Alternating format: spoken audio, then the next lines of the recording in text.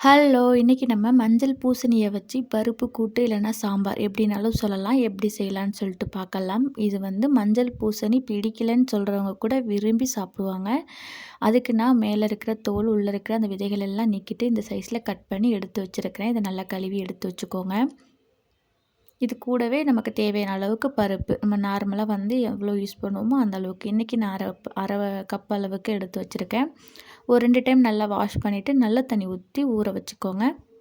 இன்றைக்கி நம்ம குக்கர்லேயே தான் செய்ய போகிறோம். ரொம்ப ஈஸியாக இருக்கும். அதனால் குக்கரில் 2 டேபிள் ஸ்பூன் அளவுக்கு எண்ணெய் ஊற்றிட்டு தாளிப்புக்கு கடுகு, கொஞ்சனா வந்து ஜீரகம், கொஞ்சனா வெந்தயம், அது கூடவே நான் வந்து ஒரு கைப்பிடி லைட்டாக 1 ஸ்பூன் அளவுக்கு கடலைப்பருப்பு சேர்க்க போகிறேன். கடலைப்பருப்பு வந்து எண்ணெயில் பொரியும் பொழுது இந்த கூட்டுக்கு அந்த ஒரு நல்ல ஒரு வாசனையை கொடுக்கும். அதுக்காக இதெல்லாம் நல்லா வெடித்து வந்ததுக்கப்புறம் காரத்துக்கு 2 பச்சை மிளகாய், கொஞ்சனா கருவேப்பிலை போட்டுக்கலாம்.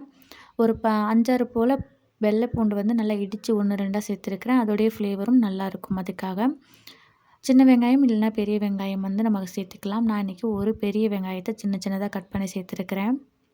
இப்போ வெங்காயம் நல்லா வதங்கினதுக்கப்புறம் இது கூடவே நம்ம கொஞ்சம் வந்துட்டு பெருங்காயத்தூள் சேர்த்துக்கலாம்.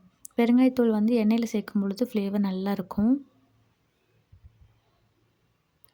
இந்த கூட்டு வந்து நம்ம குக்கர்லேயே செய்கிறதுனால ரொம்ப ஈஸியாக இருக்கும் செய்கிறதுக்கு. அது மட்டும் இல்லாமல் சின்ன பிள்ளைங்கள்லேருந்து பெரியவங்க வரைக்குமே கண்டிப்பாக விரும்பி சாப்பிடுவாங்க. ஒரு டைம் கண்டிப்பாக ட்ரை பண்ணி பாருங்கள். உங்கள் எல்லாருக்குமே ரொம்ப பிடிக்கும்.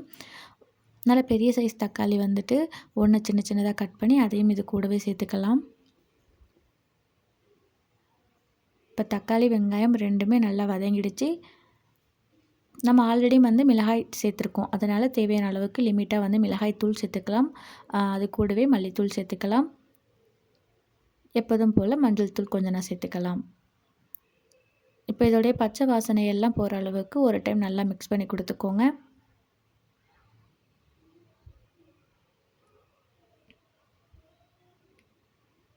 அடுத்ததாக நம்ம கட் பண்ணி வச்சுருக்கோம்ல அந்த மஞ்சள் பூசணி, அதையும் இது கூட சேர்த்துக்கலாம்.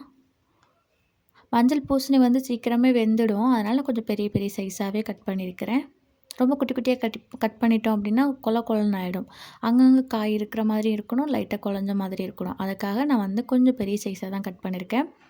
நம்ம ஊற வச்ச பருப்பு அதையும் சேர்த்துக்கலாம்.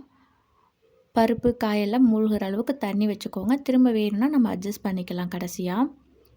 இப்போ தேவையான அளவுக்கு உப்பு சேர்த்து நம்ம வந்து மூடி போட்டு மூடி வச்சிட வேண்டியது தான்.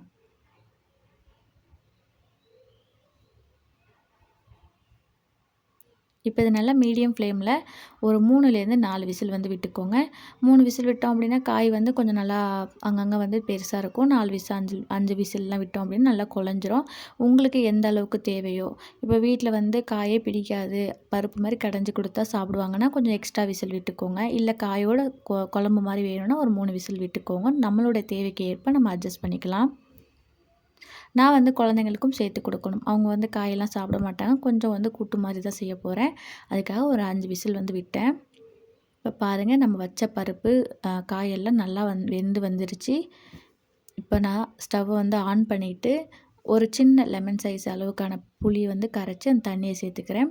அடுத்ததாக இது கூடவே நான் வந்து தண்ணியும் தேவையான அளவுக்கு சேர்த்துக்கிறேன். நம்மளோட கன்சிஸ்டன்சி எப்படி இருக்கணுமோ அதுக்கேற்ற மாதிரி அட்ஜஸ்ட் பண்ணுறதுக்காக நான் சேர்த்துருக்கேன்.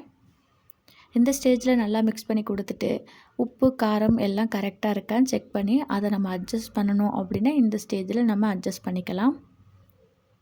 ஆல்ரெடி காய் பருப்பெல்லாம் வெந்துட்டதுனால புளி சேர்த்து ஒரு 2 நிமிஷம் நல்லா கொதிச்சதுக்கப்புறம் நம்ம ஸ்டவ் ஆஃப் பண்ணிட வேண்டியது தான். அவ்வளோதான் ஃப்ரெண்ட்ஸ், நமக்கு ரொம்பவே சூப்பரான டேஸ்ட்டில் மஞ்சள் பூசணி கூட்டு ரெடி ஆகிடுச்சு. கண்டிப்பாக ஒரு முறை ட்ரை பண்ணி பார்த்துட்டு டேஸ்ட் எப்படி வருதுன்னு சொல்லுங்கள். தேங்க்யூ ஃபார் வாட்சிங்.